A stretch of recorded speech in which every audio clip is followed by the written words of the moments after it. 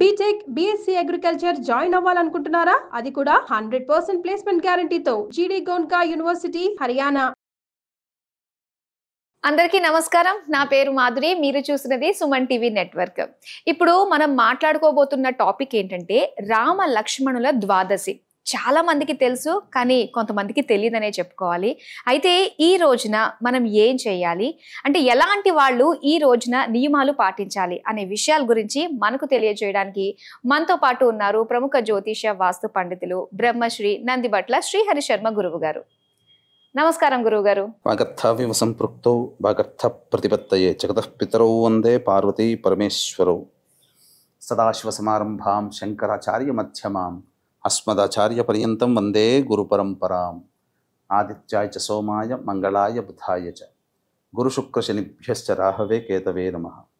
శృంగేరి జగద్గురు పీఠాధిపతులకి, కంచి పీఠాధిపతులకి నమస్కారములు తెలియజేసుకుంటూ కార్యక్రమాన్ని ప్రారంభిద్దాం. గురుగారు, అసలు మన హిందూ ధర్మంలో ప్రతి రోజుకి మనం పాటించడానికి ఏదో ఒక నియమాలు నిష్టలు అనేవి ఉంటాయి కదండి. సో అలాంటిది ముఖ్యంగా మనం మాట్లాడుకోవడానికి రామ లక్ష్మణ ద్వాదశి, దీని గురించి అయితే నేను మొట్టమొదటిసారిగా వింటున్నానండి. ఈ పర్టికులర్ రోజున అసలు ఏం చేయాలి అన్న విషయాలు తెలుసుకోవాలనుకుంటున్నాను. ప్రధానంగా వీక్షించేటువంటి మన ప్రేక్షకుల్లో ఎవరైతే విష్ణు అంశతో సంతానం కావాలి అని అనుకుంటారో అటువంటి వాళ్ళు ఖచ్చితంగా ఈ రోజున వ్రతాన్ని చెప్పినటువంటి విధంగా వ్రతాన్ని ఆచరించినట్లయితే విష్ణు అంశతో సంబంధించినటువంటి కుమారుడు జన్మిస్తాడు. దాని లాభాలు కూడా తెలియజేస్తాను. అసలు సంతానమే కాదు, ఏ విధమైనటువంటి కోరిక లేకుండా ఈ రోజున ఎవరైనా ముద్దుసరి వరకు, బాలుడి నుంచి ముసలి వాళ్ళ వరకు ఉన్నవాళ్ళు ఎవరైనా కానీ ఈ రోజున గనక వ్రతాన్ని గనక ఆచరించినట్లయితే వాళ్ళకి గవామైన యాగ ఫలితం దక్కుతుంది. గవామైన యాగ ఫలితం అంటే ఏంటంటారు? అంటే ఈ గవామైన యాగము అంటే ప్రతిరోజు యాగము చేసినటువంటి ఫలితం దక్కుతుంది. 365 రోజుల పాటు యాగాలు నిర్వహించినటువంటి శక్తి, ఆ ఫలితము మనకు ఒక్క రోజున ఆచరించడం ద్వారా కలుగుతుంది. ఎంత అదృష్టం అండి. ఇది మనకు పురాణాల్లో చెప్పబడి ఉన్నటువంటిదమ్మా. అందుకనే 100 యాగాలు చేస్తే 99వ యాగం వరకు వచ్చేసరికి ఇంద్రుడు ఆటంకపరిచి ఏదో ఒక రకంగా, ఎందుకంటే ఇంద్ర పదవిని ఎక్కడ లాక్కుంటాడో అని, ఎందుకంటే 100 యాగాలు చేసినటువంటి వ్యక్తికి ఇంద్ర పదవి లభిస్తుంది. అది ఉంది శాస్త్రంలో. ఓకే. కానీ ప్రతిరోజు అంటే 365 యాగాలు కదా. ఈ 365 యాగాలు చేసిన పుణ్య ఫలితం ఈ రామలక్ష్మణ ద్వాదశి అని చెప్పుకోబడేటువంటి 7వ తారీఖు, ఈ నెల 7వ తారీఖు శనివారం రోజున వస్తుంది. కాబట్టి కోరిక సంతానం గురించి అయినా కానీ చేసుకోవచ్చు, లేదా ఇదైనా చేసుకోవచ్చు. ఎందుకు చెప్తున్నానంటేనమ్మా, విష్ణు అంశతో సంతానం కలిగింది అంటే లోకాన్ని ఉద్ధరించేవాడు, గొప్ప గొప్ప పనులు చేసేవాడు. ఇప్పుడు రాజు లాంటి కొడుకు జన్మిస్తాడు. రాజు అంటే అందరినీ పరిపాలిస్తాడు కదా, కన్నబిడ్డల్లా. అంటే ఈ కాలంలో రాజులు లేరు. మరి ఎలా కలుగుతుంది సంతానం? ఎలాంటి లక్షణాలంటే, ఒక గొప్ప కంపెనీకి ఓనర్ అయ్యే అవకాశం లభిస్తుంది. ఆయన ద్వారా కొన్ని వందల కుటుంబాలు ఆధారపడి జీవిస్తుంటాయి కదా. అలాంటి శక్తి, అంటే నా కొడుకు చెప్పుకోవడానికి గొప్ప, నా వంశంలోనే ఇట్లాంటి కొడుకు కావాలని కోరుకొని తపిస్తుంటారు కదా. అటువంటి వాళ్ళు ఈ యొక్క జ్యేష్ఠ శుద్ధ ద్వాదశి రోజున వ్రతం ఆచరించాలి. అయితే ఎలా ఆచరించాలి ఏంటనే విషయాలు కూడా మనం తెలుసుకుందామమ్మా. వీక్షించేటువంటి ప్రేక్షకుల్లో శక్తి అనేటువంటిది ప్రధానం ఇక్కడ.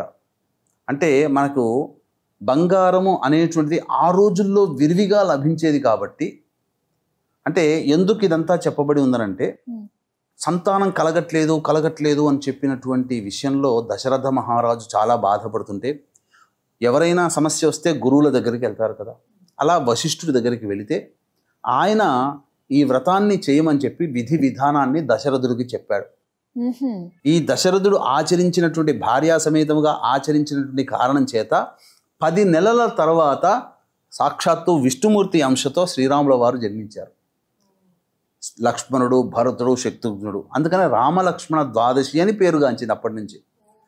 అందుకని ఆయన చెప్పినటువంటి విధంగా చేశారు. అయితే దీనికన్నా ముందు వచ్చేటువంటిది నిర్జల ఏకాదశి. అంటే మనకు ఇస్లామీయులు రంజాన్లో ఉదయం నుంచి సాయంత్రం వరకు ఈ ఎంగిలిని కూడా అనగా లాలాజలాన్ని కూడా మింగరు కదా. అలాగే సంవత్సరం మొత్తంలో ఉన్న ఏకాదశులలో నిర్జల ఏకాదశి అనేటువంటిది కూడా ఇలాంటిది. ఆ రోజున కూడా ఎటువంటి సంబంధించినటువంటి లాలాజలాన్ని కూడా మింగరు. ఆ విధంగా ఆచరించి ఆ రోజు ప్రదోషకాల సమయంలో బంగారముతో చేసినటువంటి రామలక్ష్మణుల విగ్రహాల్ని దానము చేయమని చెప్పింది శాస్త్రం. మరి ఈ రోజుల్లో అందరికీ బంగారం కుదురుతుందా అంటే ఆ రోజులు అంటే టన్నుల కొద్దీ ఉండేదే. రాజులు కాబట్టి వాళ్ళు చేసినా కూడా చెల్లింది. కాబట్టి శక్తి ఉన్నవాళ్ళు రాగి ప్రతిమ అంటే చిన్నది రూపు దొరుకుతుంది కదమ్మా, ఒక పావు గ్రాములో దొరుకుతుంది, అదని ఇవ్వవచ్చు. లేదా వెండిలో చేసి బంగారు పూత పూసినటువంటి దాన్నైనా బ్రాహ్మడికి దానం చేయవచ్చు. ఏకాదశి రోజున దానం చేయాలి ప్రదోష కాలంలో. చేసి మరుసటి రోజు విష్ణువుని షోడశోపచార విధానముగా అనగా ద్వాదశి తిథి రోజున షోడశోపచార విధానముగా పూజించాలి. పూజించిన పిమ్మట అప్పుడు ఉదయం నుంచి సాయంకాలం వరకు ఉపవాస నియమాన్ని పాటిస్తూ అవకాశం ఉంటే రాత్రిపూట జాగారం చేస్తున్నాయని. కానీ ఈ విధంగా షోడశోపచార విధానంగా విష్ణుని పూజించి విష్ణు సహస్రనామ పారాయణాన్ని ఎవరైతే నిర్మలమైనటువంటి భక్తితో పఠిస్తారో వాళ్ళకి మళ్ళీ తిరిగి వచ్చే ఈ ద్వాదశి తిథి లోపల విష్ణు అంశతో సంతానం జన్మిస్తుంది అని చెప్పడంలో ఏమాత్రం సందేహం లేదు. కాబట్టి అవకాశం ఉంటే ఈ యొక్క చక్కటి కార్యక్రమాన్ని అందరూ వినియోగించుకోండి. వీక్షించేటువంటి ప్రేక్షకులు కూడా గమనిక, జ్యేష్ఠ శుద్ధ పౌర్ణమి బుధవారం అయింది, జ్యేష్ఠ నక్షత్రం వచ్చింది, జ్యేష్ఠ మాసం, ఈ మూడు కూడా బుధునికి సంబంధించింది కాబట్టి మహాజ్యేష్ఠ పౌర్ణమి 11వ తారీఖు అయింది. ఆ రోజున జాతకరీత్యా శని భగవానుడు మారాడు కాబట్టి మేష, మిథున, కర్కాటక, సింహ, కన్య, వృశ్చిక, ధనుస్సు, కుంభ, మీన రాశిలో జన్మించిన వారికి శనిదోష నివారణ మరియు జాతకరీత్యా కలుగు అన్ని రకాల సమస్యల నివారణకి సర్వదోష నివారణ పూజలు, హోమాలు కూడా మీ గోత్రనామాలతో జరిపించి శక్తిపాతము చేయబడినటువంటి శంకరుంగలి మాలని మీకు ఇవ్వడం జరుగుతుంది. దీనిని ధరించడం ద్వారా వాహన ప్రమాదాలు జరగవు, అలాగే నెగిటివ్ ఎనర్జీ వెళ్ళిపోతుంది, ప్రతి చోట కూడా ఉత్సాహము మన శరీరంలో పెళ్ళుబెగుతుంది, జీవం పెరుగుతుంది అని చెప్పవచ్చు. అవకాశం ఉన్న వాళ్ళు కార్యక్రమ తదనంతరం కాంటాక్ట్ చేసి 11వ తారీఖు రోజున ఉదయం 9 గంటలు కాబట్టి 8 గంటల లోపల వరకైనా మీ గోత్రనామాదులు నమోదు చేసుకోవచ్చు. ఇది చెప్పబడి ఉందమ్మా. ఈ యాగము అంటే ఈ జ్యేష్ఠ శుద్ధ ద్వాదశి శనివారం అయింది కదా, ఆ రోజున చేయబడినటువంటి కారణం చేత ఎవరైతే ఈ యొక్క సంబంధించినటువంటి వ్రతాన్ని ఆచరిస్తారో గవామైన యాగం అంటే ప్రతిరోజు యాగం చేసినటువంటి పుణ్యఫలితం. దీనికి ఏమి పెద్దగా ఖర్చు పెట్టుకోవాల్సిన అవసరం లేదండి, సమయాన్ని వెచ్చించాలి. అలాగే మనకున్నటువంటి కొద్ది ద్రవ్యము మనకు శుద్ధి అవుతుంది దానం చేయడం ద్వారా. ఇవి చేసినట్లయితే చాలండి, తప్పకుండా మీకు మంచి భవిష్యత్తులో ఈ యాగాన్ని ఎవరైనా ఆచరించవచ్చు. భవిష్యత్తులో వివాహం అయిన తర్వాత అప్పుడు భగవంతుడు మనకు కలిగే సంతానంలో ఒక విష్ణు అంశతో జన్మిస్తాడమ్మా. కుటుంబాన్ని, కొంతమంది జీవితాలని నడిపించగలిగే లీడర్ స్థాయిలో ఉండగలిగే వ్యక్తి జన్మిస్తాడు. రాముల వారు జన్మించాడనంటే ఈ యొక్క వ్రతము దశరథుల వారు ఆచరించిన కారణం చేదనే విషయాన్ని ప్రేక్షకులు గమనించాలి. కానీ ఒక్కసారి మనం చేసినంత మాత్రానే మనకి ఎంతో చక్కటి ఫలితం వస్తుంది అంటే ఇలాంటి రోజుని మిస్ కాకుండా ప్రతి ఒక్కళ్ళు కూడా చేసుకున్నట్లయితే అనుకున్న కోరికలు అలానే సత్సంతానం కూడా కలుగుతుంది అని చెప్పేసి అంటున్నారు. అంతేకాకుండానమ్మా ఈ రోజుకున్న విశిష్టత ఏం చెప్పంటారా, మనకు ఈ జగత్తుకి గురువైనటువంటి ఆదిశంకరాచార్యుల వారి అవతార సమాప్తి ఈ రోజున జరిగింది. చాలా మంచి రోజు. అయితే చాలా చక్కటి విషయాలు మాకు తెలియజేసినందుకు ధన్యవాదాలు గురువు గారు. సర్వం శ్రీ ఉమామహేశ్వర పరబ్రహ్మార్పణమస్తు.